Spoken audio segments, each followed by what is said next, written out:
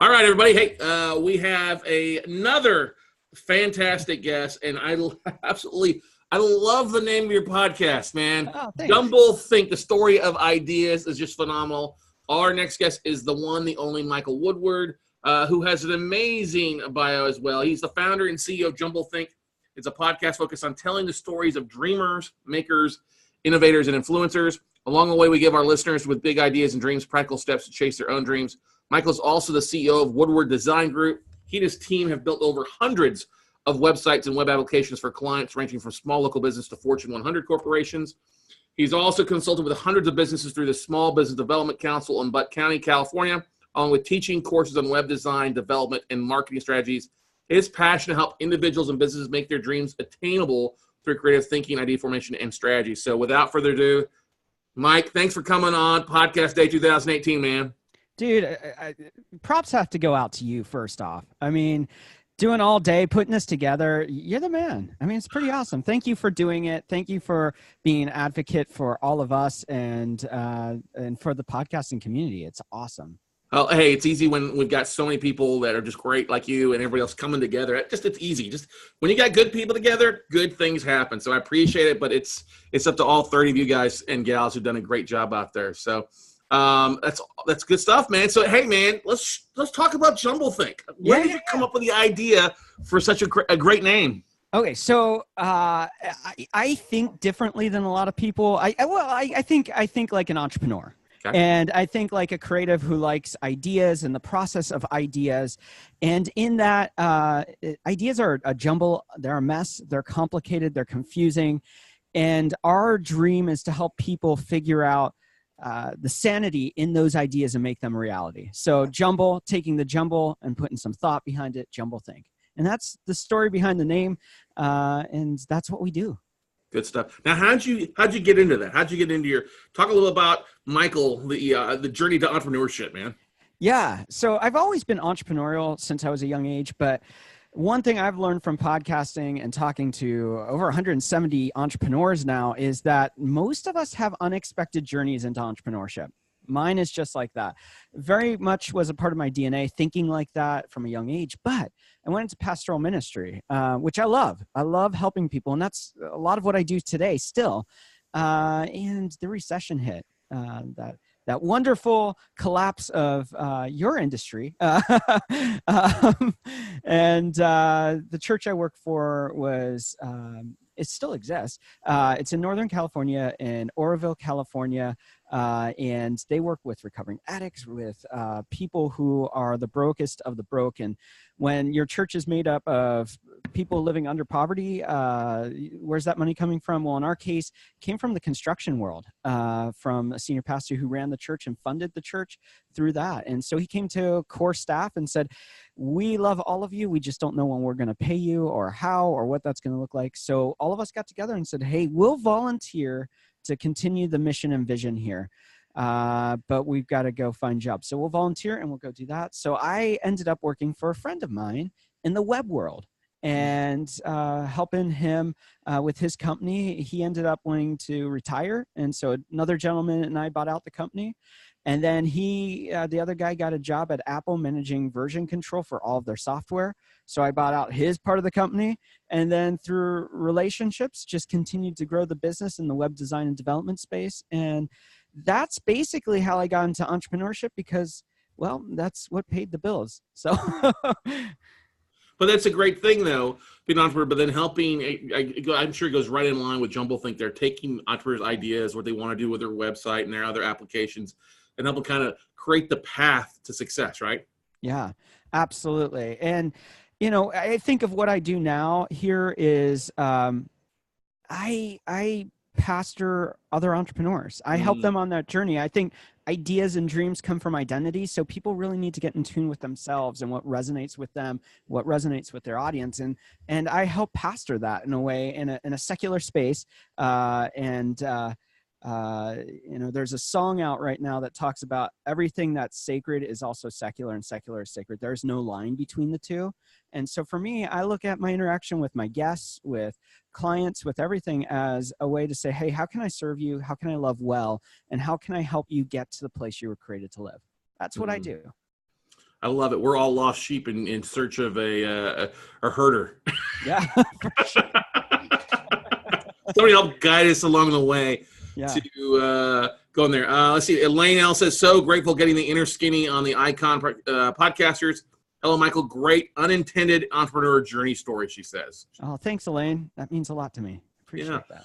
So let's talk about it. So what's been the biggest aha thing from JumbleThink podcast that maybe you've taken and learned from your guest or a guest, something like that, that's helped you implement that in what you're doing as an entrepreneur?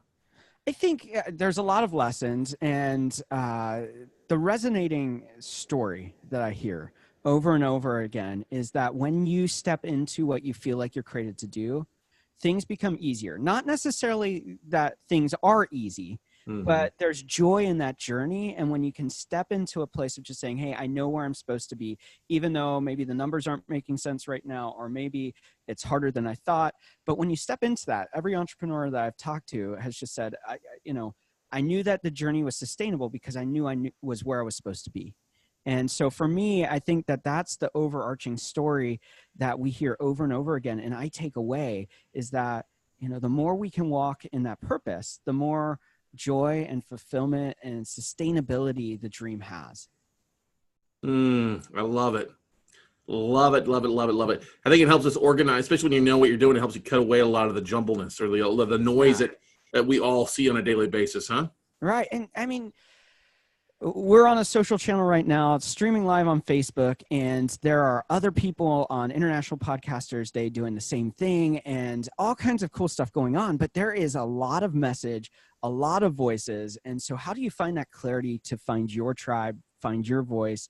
And that's a hard thing in a culture that is looking for the hot moment, looking for the dirtiest story, or whatever it is that they're trying to promote. And let's be honest, are we all sick of Washington? I don't think it's a Republican or Democrat thing. It's just, we're all just kind of over it. And it's a train wreck.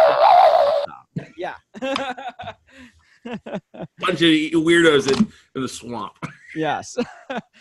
So cutting through that noise is what we need to be doing. And there are voices that matter, that are saying stuff that is significant, that impacts people's lives. And it annoys me. It frustrates me that their voices are being hidden. Yeah, I think that's the biggest thing. We talked to somebody earlier about there's so much noise out there. It's much jumbleness going on. It's just talking heads. They're not really sharing anything new, or they're regurgitating their opinions. They're not really providing any quality out there. They're not helping ambassador. They're not helping to herd people that to find and create change, or help people come together, like Allison and I were talking about in an earlier session there. But it's a craziness out there. Yeah, for sure. Let's see here. What should I say? Michael, I'm drinking in your easy speak of the spirit fueling the journey. Very cool. Good stuff. Now, I question for you. My father had a seminary degree. Yeah. What do you? And I'm going to ask this is an oddball probably question, but maybe you've heard it before. How has that helped you with entrepreneurs, having a seminary background? Well, it gives a purpose. And I think purpose is so significant. And many of us in our society, Western society, live without purpose. We live without a calling or feel like we're tapping into it. So I look at stories throughout Scripture, and I just see, one of my favorite scriptures is Psalm 27, and it's talking about how though the world is pretty much jacked up and your life pretty much sucks and everything's going bad, you're like going, I'm still going to hold on to God. And then this one line that just burns in me. I love it. It's like, it says, I would have despaired unless I believed I would see the goodness of God in the land of the living. Well, the land of the living is each other. It's not something really weird or, strange or anything. The land of the living is the people around you. And so for me, I look for that every day. And it just reminds me when I look at Scripture that the goodness of God is in the humanity that surrounds us. And we just need to start looking for it. Then look at stories at like the woman at the well who Jesus walks up to and basically says, hey, can you get me a glass of water? And she's a Gentile, he's a Jew. And she's like, well, no, that's culturally not relevant. If you knew who I was, and that's that identity part, and he says, no, I do know who you are. This is who you are. been married a whole bunch of times. You're living with a guy that's not your husband. Life's going pretty bad for you. But a time is coming now is when true worshipers will worship in spirit and truth. And when you dissect those words, it's the spirit, the innermost desire of your heart with who you are, that identity with truth, honesty for all that you are. And that's the act of worship. So, speaking of a good friend of mine who's an engineer, leading engineer, helped his company engineered the Disney parking lot at Disneyland. And I said to him one day, I said, this is your act of worship. And so, that revelation throughout scripture, just like the goodness of God, even in moments of the lament, the turmoil, the rough situations. And then on the flip side, that true identity and walking in that is the sacrifice God's calling us to. So for me, that becomes the mantle in which I live my life from. That's the place that I go, hey, this is the foundation I stand on. So when a client doesn't pay you $60,000, which has happened to me, you go, okay, well, God is still good. Life is okay. And let's look at the humanity. I could say, well, that guy screwed me over. And there's a whole story behind that whole thing. But, when I look at it, there was much more to the story than I even knew when I was going through it. But I was able to cling on to that, yeah, this is hard and this happened. But there's a goodness here in the humanity around me. And that's how God created it. That's how I see the Bible and how it impacts me on my journey. That's awesome. I love that. Holly Malesi says on here, the woman at the well, what a fabulous truth. So good. so good out there, definitely. What's have you had a guest that's really stood out more on jubleThink that's helped you out in your journey? I know. I pulled that out of left field. Yeah, there. I'm just trying to think. 170 episodes, and is there one that stands out the most to you? Maybe that just when you think about your top 3 or top 5, what just sticks out the most? I think for me, one of the ones that stuck out was somebody that's pretty well known. His name's Phil Rosenthal. He was on a couple weeks ago. He wrote and created Everybody Loves Raymond. And he also has a show called Somebody Feed Phil on Netflix. The cool thing is you see those shows, you see his show where he's on Netflix, and then you meet him and you're going, this is the real deal. And you listen to how he speaks and stuff. And those are the kind of people I like being around, not because they're famous or anything like that, but because even at the height of stardom, they are incredibly generous with their time, with their knowledge, with their wisdom. And they just give back. And I just think that's a powerful thing. So people like that, Dave Cornell, who was a recent guest, he just wrote a book on, I'm reading it and I'm blanking, courage and what courage means. And that book has just hit me really, really hard from the standpoint of you don't overcome the fear, you face it. And so people try to ignore the fear, and he's like talking about how that fear pushes you into the journey that you should be on, and that choosing to be courageous, even when it doesn't make sense. That's just a powerful message right now, because there's a lot of not making sense right now for a lot of people. And to have that courage to either stand up or to continue the journey and be steadfast in your identity is a powerful thing. And I just love that book. He was an incredible guest. And we've had Jim Akers, who's been on the podcast twice now, just a really good friend and just really great guy who illuminates that faith can be a part of a journey of business, and we don't have to segment our lives. And I love that message. Those all sound great. And that's the thing, too. I think your most successful people out there are probably the people that know who they are. They're comfortable being in their own skin, no matter what the situation is. What you see is what you get. Yeah. The second thing about being courageous to continue is such a powerful statement, because I think we all get beat down and life can be rough. And it's just that putting that one step in front of another, going another day or going another hour. Yeah. It doesn't mean you have to quit. Maybe put down your tools and take a break and then pick them back up and go again. Right. That's right. Those are huge messages. Oh man, that's awesome. That's why I love your show, man. I'm enjoying it. Oh, I love that. That means so much to me. Yeah. Guys, you definitely have to go out there, listen to jubleThink, leave a 5-star review. Go out there. Trust me, you won't be disappointed at all. I've been binging just about everybody's show out here on headphones. My staff's like, "What are you doing? Are you on the phone?" I'm like, "No, I'm just listening to podcasts." Like, "Oh, you're not doing any work." What advice would you give new podcasters out there, Michael? What's a bit of advice you would give somebody who's starting a new podcast or looking to launch one? Set a time limit that you're going to do it and just commit, because your numbers won't meet your expectations. You'll get discouraged. You won't get the traction. You won't feel like your voice matters. And you just got to say, okay, 6 months, I'm in. You know, for us, I come from the marketing and web dev world. So I thought, oh, this is going to be easy. I know how to do all the tech stuff. I know how to promote things. It wasn't. It was a long journey. I'm a year and almost 2 years in, and I'm just starting to hit a stride that I'm like, hey, that's where I thought I would be in month 3, you know? And the reality is that you cannot gauge your success or journey on what you perceive to be the truth of others. Because what you find when you start really talking to people is that they're not painting the entire picture. They already had a list of 100,000 people through the blog they were on. They already have channels in which they were promoting it, and those people have millions of followers, whatever that is. So their success isn't the garage story success.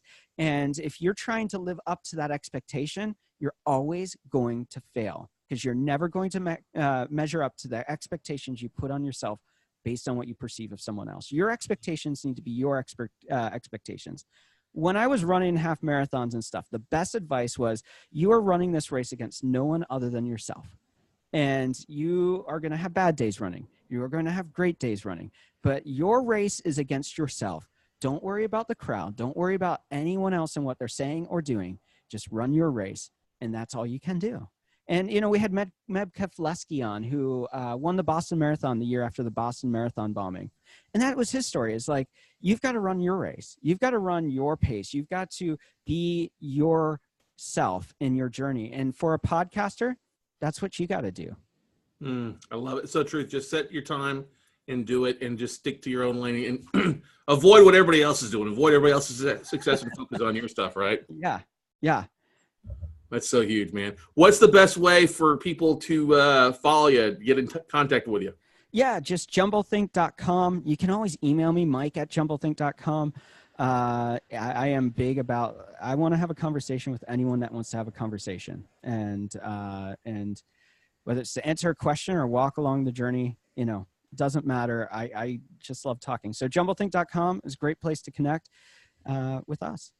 You can also catch the podcast there, too, for the live episodes. I love that. I went to your website. I really love the website. Thanks. Out there that you've got there. Easy to access the episodes and anything else you got going on there as well.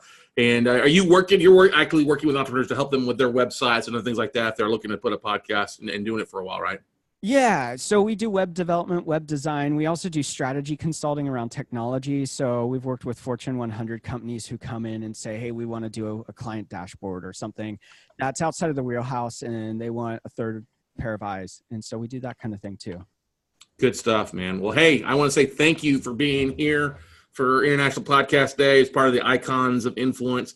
It's been an honor. I feel like I know you a little bit better from listening to your shows, and also spend some time with you, Mike. So it's an honor, and I look forward to hanging out with you some more in the future. Absolutely. Thank you so much for everything you're doing for our community and sharing a voice that I love what you're doing. And it's just encouraging to watch your Facebook Lives and everything. So thanks, Mike. I appreciate it, bud. We'll see you at the top. All right. Yeah.